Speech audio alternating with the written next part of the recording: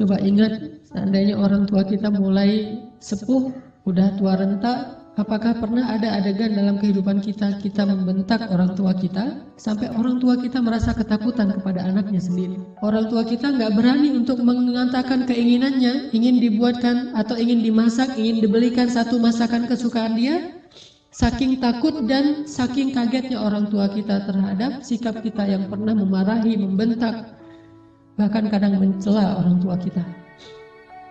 Coba ingat adegan itu yang pernah terjadi di suatu pagi di rumah kita kepada orang tua kita. Adegan yang pernah terjadi di suatu malam di hadapan orang tua kita.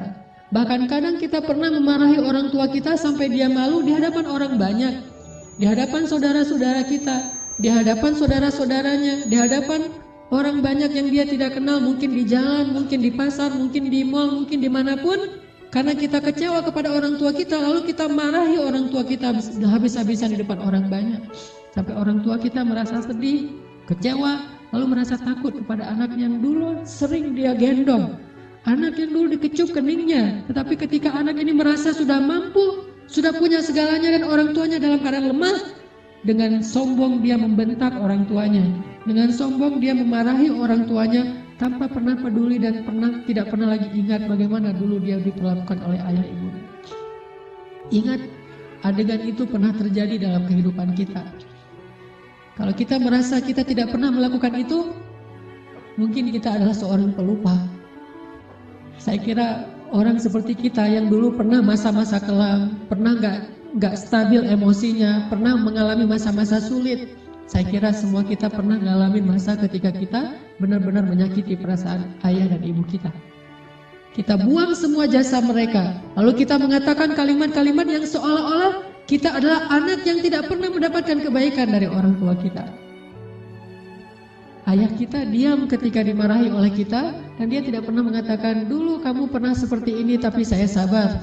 Dulu saya habis-habisan berkorban untuk kamu, saya korbankan semuanya, saya siang malam mencari nafkah untuk kamu. Ayah kita tidak pernah mengatakan itu di hadapan kita, dia tetap sabar, menanggung semua ucapan-ucapan dan bentakan dari anaknya. Apalagi ibu kita, apakah dia mengandung kita 9 bulan hanya untuk ketika kita lahir lalu membentaknya? Dia mengandung kita 9 bulan dalam kepayahan, gak bisa duduk, gak bisa tidur, gak bisa berdiri, jalan kemana-mana berat. Apakah hanya untuk melahirkan seorang anak yang congkak, sombong, yang kemudian membentak ibunya hanya karena kesalahan kecil yang dilakukan ibunya? Ingat, adegan itu pernah terjadi dalam kehidupan kita. Lalu coba baca perintah Allah. Sehingga pantas jika Allah Subhanahu wa Ta'ala sangat murka kepada anak sesoleh apapun dia, ahli tahajud sekalipun, tinggal di Masjidil Haram sekalipun, kalau dia durhaka kepada ayah ibunya, ini tidak ada nilainya di mata Allah Subhanahu wa Ta'ala. إما يبلغن عندك الكبر أحدهما أو كلاهما فلا تقل لهما أف. Seandainya salah satu dari mereka atau keduanya tumbuh atau hidup bersama kalian dalam tanggungan kalian, maka janganlah sekali-kali kalian mengatakan kepada keduanya kalimat-kalimat yang menyakiti. Uffin. Allah larang kita untuk mengatakan itu. Lebih baik kita tidak pernah sholat sunnah sekalipun, kalau kita masih bisa tetap menjaga lisan kita kepada orang tua, daripada kita menjadi ahli ibadah tetapi kita tidak mampu menjaga lisan kita dari menyakiti orang tua kita. فلا تقل لهما أف ولا تنهرهما فلا تقل لهما أف ولا تنهرهما وقل لهما قولا كريما. فلا تقل لهما أف. Kalimat uf ini adalah kalimat ketika seorang anak tidak mau mendengar ucapan nasihat dari orang tuanya, dia berpaling, maka itu adalah kalimat uf. Dia tidak mengabaikan apa yang diucapkan oleh orang tuanya adalah kalimat uf. Orang tuanya belum selesai berbicara, dia sudah pergi, itu adalah kalimat uf. Orang tuanya memberikan usulan tetapi bagi dia itu sesuatu yang tidak penting, maka itu kalimat uf. Semua kalimat mengabaikan yang menyakiti perasaan orang tua kita adalah kalimat uff. Sedangkan wala tanharhuma adalah kalimat seorang anak yang merasa lebih benar daripada orang tuanya. Kalimat sombong, kalimat yang seorang anak merasa lebih tahu daripada orang tuanya. Atau bisa jadi orang tuanya melakukan satu kesalahan kecil, lalu anaknya melarang orang tuanya melakukan kesalahan itu. Ibu, jangan malu-maluin saya di depan umum. Ayah gak usah seperti itu. Melarang orang tuanya melakukan sesuatu yang menurut dia tidak pantas, itu termasuk wala tanharhuma. Jangan larang dia. Biarkan dia melakukan apa yang dia kehendaki selama itu bukan dosa besar. Bahkan apalagi urusan-urusan sepele di rumah tangga kita. Mungkin dia melakukan sesuatu yang gak berkenan bagi kita. Katakanlah misalnya dia memakai baju yang menurut kita tidak selalu pantas. Katakanlah dia beradab dengan adab yang tidak terlalu kita senangi. Jangan larang dia, tetapi ajaklah dia bicara yang baik-baik. Jangan pernah melarang dia melakukan sesuatu yang membuat dia merasa disalahkan, yang membuat dia merasa sensitif, karena semua itu masuk wala tanharhuma. Terus apa yang harus kita lakukan? Wa qul lahuma qawlan karima. Katakan kepada keduanya ucapan yang karim, ucapan yang mulia. Bagaimana ucapan yang mulia? Disertai dengan senyum dari anaknya, dengan suara yang lemah lembut, dengan tetap menjaga perasaan orang tuanya. Itulah qawlan karima.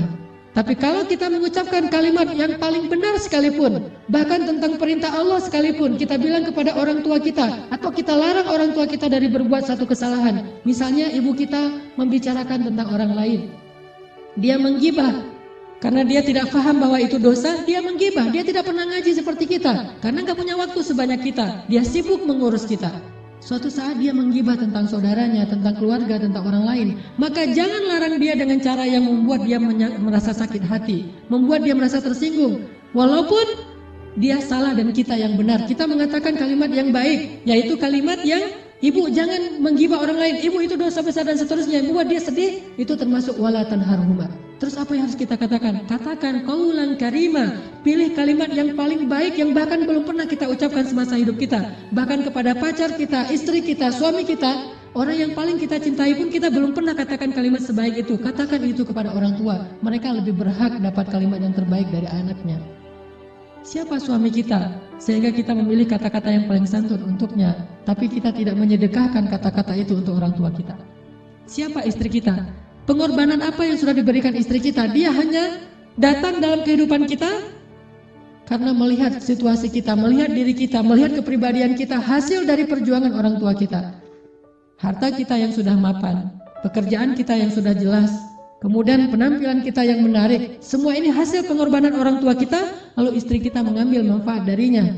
Siapa dia untuk kita lebih dahulukan daripada ayah ibu kita? Apalagi orang yang bukan siapa-siapa dalam kehidupan kita, tidak ada hubungan apapun selain pertemanan, yang kemudian kita menyebutnya sebagai kekasih kita. Apakah dia lebih berhak mendapatkan qaulan karima daripada ayah ibu kita? Makanya Allah mengatakan wa qul lahuma qaulan karima. Selalu tersenyum ketika berbicara kepada orang tua kita, bahkan dalam kondisi ketika kita tidak nyaman perasaannya, dalam kondisi kecewa sekalipun, dalam kondisi tersinggung sekalipun, kita berhak untuk tersinggung, tetapi kita tidak berhak untuk mengekspresikannya di hadapan orang tua kita. Wajar manusia tersinggung, wajar manusia kecewa, tetapi kita tidak berhak sama sekali mengekspresikan kekecewaan itu di hadapan orang tua kita. Kenapa? Allah katakan wa qul lahuma qaulan karima wa la tanharhuma. Jangan tunjukkan rasa tidak senang kalian kepada mereka. Apalagi kalau orang tua kita sudah mulai pikun. Banyak kesalahan yang dia akan lakukan.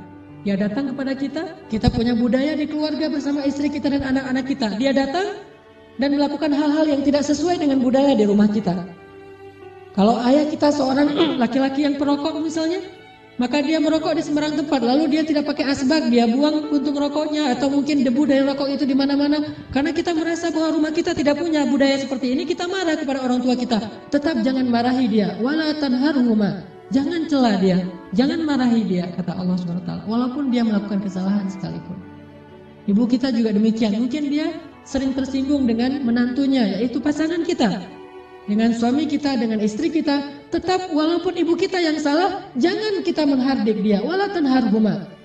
Tetapi kita minta istri kita, suami kita untuk lebih bersabar kepada mertuanya. Walaupun yang salah adalah mertua, itu yang Allah maksud wala tanharhuma. Jangan pernah, jangan abaikan apa yang dia ucapkan. Jangan cela dia walaupun dia berbuat kesalahan, tetapi wa qul lahuma qaulan karima, ucapan yang paling baik yang sekali kita ucapkan membuat hati orang tua kita merasa bahagia dan senang. Orang tua kita memang kadang butuh nafkah dari anaknya, tetapi itu bukan yang terpenting bagi mereka. Memang kadang mereka telepon kita di akhir bulan meminta dikirimin uang, tetapi itu bukan yang inti dalam kehidupan mereka. Yang paling mereka rindukan dari anaknya adalah ketika anak itu bisa datang, mencium tangan orang tuanya, tersenyum kepada orang tuanya, diam ketika orang tuanya bicara, sangat santun terhadap orang tuanya, melebihi santunnya dia kepada seorang yang paling dia hormati di antara manusia, kepada seorang ustadz yang dia kagumi, kepada seorang atasan yang dia hormati, kepada seseorang yang dia segani karena kebijaksanaannya, karena kearifannya, maka orang tua jauh lebih penting dari mereka semuanya. Wakhfid lahuma janahaz zulli minar rahmah. Wakhfid lahuma janahaz zulli minar rahmah. Wa qur rabbirhamhuma kama rabbayani shaghira. Dan rendahkanlah dirimu terhadap mereka berdua dengan penuh rasa kasih sayang. Rendahkan dirimu. Kalau dalam bahasa Arab kalimat wakhfid lahuma janahaz dzul itu adalah kalimat ketika kita merasa tidak ada apa-apanya dibandingkan mereka. Tidak boleh seorang anak walaupun dia seorang profesor, walaupun dia seorang pengusaha sukses, walaupun pendidikannya tinggi, walaupun wawasannya luas, walaupun hartanya berlimpah, walaupun pergaulannya itu luas sekali, sehingga orang tuanya kita anggap sebagai orang tua yang kolot, orang tua yang tradisional, orang tua yang tidak banyak tahu, orang tua yang tidak gaul, yang tidak update informasi, orang yang tidak punya ilmu seperti kita, sama sekali kita tidak boleh merasa lebih dari mereka. Sama sekali tidak boleh. Kenapa? Ketika kita merasa lebih dari orang tua kita, menunjukkan kebodohan kita di hadapan Allah Subhanahu wa taala. Allah tidak menyebut kita sebagai orang yang hikmah, sebagai orang yang arif, orang yang bijaksana, orang yang berilmu, orang yang alim, orang yang rasikhuna fil ilm. Tidak disebut sebagai orang yang musaqqaf, orang yang berwawasan. Tidak disebut sebagai orang yang cerdas, orang yang syatir. Tidak disebut itu di dalam Al-Quran kalau kita tidak bisa merendahkan diri kita di hadapan orang tua kita. Bukan rendah hati, bahkan rendah diri di hadapan orang tua kita. Orang yang cerdas itu bagi Allah adalah orang yang rendah diri di hadapan ibu bapaknya. Dia merasa bahwa dia tidak lebih tahu daripada orang tuanya. Walaupun dia tahu lebih daripada orang tuanya, tetapi dia tidak pernah merasa lebih tahu daripada orang tuanya. Sehingga ketika orang tuanya bicara, dia bisa menghargai semua yang diucapkan orang tuanya. Tidak mengatakan, itu nggak penting. Apa yang diucapkan orang tuanya menurut dia sesuatu yang tidak realistis. Zaman sudah berubah dan seterusnya dan seterusnya. Bahkan secara tidak sengaja, kadang kita mentertawakan ucapan orang tua kita. Kita mentertawakan kekolotan orang tua kita yang kadang-kadang tidak dia sengaja dia tunjukkan di hadapan kita dan anak-anak kita. Bahkan kadang kita mengajak pasangan kita, kita mengajak anak-anak kita untuk semuanya mentertawakan nenek mereka, mertua mereka, ayah atau ibu kita di hadapan orang banyak. Bakti seperti apa ini? Seorang anak kepada ayahnya dan kepada ibunya. Ketika kita sama-sama bersama keluarga kita, anak kita yang udah pintar megang gadget, istri kita yang di tangannya selalu ada HP. Sementara kita juga sibuk dengan ke pekerjaan kita. Apa yang ada di tangan ibu kita? Foto anaknya, foto kita ketika kita masih kecil. Dia rindu masa-masa ketika dia bisa memeluk anaknya yang sudah lama tidak memeluknya. Tapi dalam situasi kayak gitu kita mentertawakan orang tua kita. Siapa kita? Apakah kita menjadi seperti sekarang ini tanpa pengorbanan dari mereka? Maka Allah mengatakan wakhfid lahuma janahaz dzulli minar rahmah. Rendahkan dirimu di hadapan orang tuamu beserta dengan kasih sayang. Rendahkan diri dengan kasih sayang. Bahkan kalau kata Nabi ketika ada seorang laki-laki yang menawarkan diri untuk berjihad bersama Rasulullah, Rasulullah bertanya, apakah ibumu masih hidup? Dia mengatakan, ya Rasulullah, ilzam rijlaiha. Apa kalimatnya? Ilzam rijlaiha. Ilzam itu adalah terus menerus. Rijlai artinya dua kaki, ha adalah perempuan. Maka terus meneruslah kamu seolah-olah berbakti kepada ibumu dengan kalimat terus meneruslah kamu mencium kaki orang tuamu atau ibumu. Disuruh cium kaki ibu kita oleh Rasulullah, ilzam rijlaiha, karena sesungguhnya di bawah kaki ibu kita, saking rendahnya surga di mata Allah dibandingkan seorang ibu, ternyata surga itu di bawah telapak kaki ibu ilzam rijlaiha, kata Rasul, bukan berjihad. Bagi kamu, khusus bagi sahabat ini tidak berlaku bagi yang lain, tetapi ini pelajaran tetap sunnah Nabi. Bukan jihad yang terpenting bagi dia, karena dia belum baik kepada ibunya. Bukan berdakwah kepada banyak manusia yang terpenting bagi dia amalannya. Bukan tahajud, bukan ibadah, bukan ke masjid setiap 5 waktu dalam sehari. Tetapi amalan yang paling penting bagi laki-laki ini adalah ilzam rijlai ummika. Maka ilzamlah, tunduklah kamu, dan selalulah kamu berada di kaki ibumu. Selalulah kamu berada di kaki ibumu. Gak pantas bahkan seorang anak dengan kesombongan dia duduk di atas, ibunya di bawah. Atau setidaknya dia berduduk sama rata dengan ibunya. Anak yang paling cerdas, yang paling arif, yang paling dicintai Allah itu justru dia selalu duduk di bawah kaki ibunya. Dia manja kepada ibunya, dia memijit-mijit kaki ibunya yang mungkin dulu di masa yang dia masih kecil lelah. Bukan lelah sekarang, apa sih ibu mah kerjaan dari pagi tidur aja. Mungkin sekarang dia tidak lelah karena dia sudah tidak banyak pekerjaan, tetapi dia pernah sangat-sangat lelah ketika membesarkan kita. Maka kalau dulu kita tidak pernah memijit kakinya, sekarang kita balas. Kita mijit-mijit kaki ibu kita. Kita tanya ibu-ibu mau dipijit di bagian mana, di pundak atau di kaki atau di lengan. Pasti dia akan mengatakan tidak usah. Kalaupun dia meminta, maka kita berbahagia karena ibu kita menunjukkan apa yang harus kita lakukan. Sampai seorang salafus salih, ketika ibunya meninggal, dia menangis. Orang bertanya, ya Syekh, kenapa Anda menangis? Bukankah ibu Anda ini meninggal dalam keadaan baik, dia orang yang solehah dan seterusnya, dan semuanya juga akan kembali kepada Allah, kenapa Anda menangis? Apa kata salafus saleh ini? Saya menangis karena saya tahu bahwa mulai hari ini, pintu surga itu telah tertutup untuk saya. Sejak ibu saya meninggal, berarti pintu surga itu telah tertutup untuk saya. Maka berbahagialah teman-teman sekalian yang masih punya ayah dan ibu. Apalagi ketika ayah dan ibu itu sudah semakin dalam tanda kutip merepotkan kita. Maka justru saat itulah Allah Subhanahu wa ta'ala memberikan kita pintu surga yang sangat lapang untuk kita masuki. Bersabarlah. Bersabarlah dalam menghadapi berbagai macam perangai mereka. Walaupun mereka menyakiti perasaan kita, jangan tunjukkan itu di hadapan mereka. Waqfid janahak. Tundukkan diri kita. Kalau perlu cium kaki orang tua kita.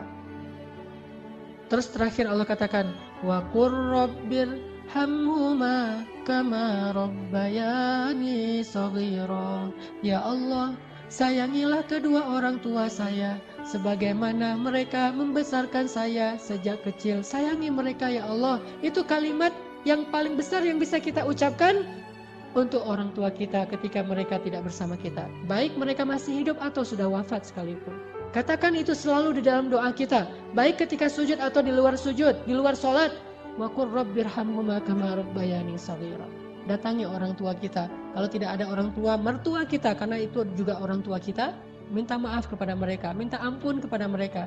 Mudah-mudahan keridhaan mereka akan menurunkan keridhaan Allah dan rahmat kepada kita.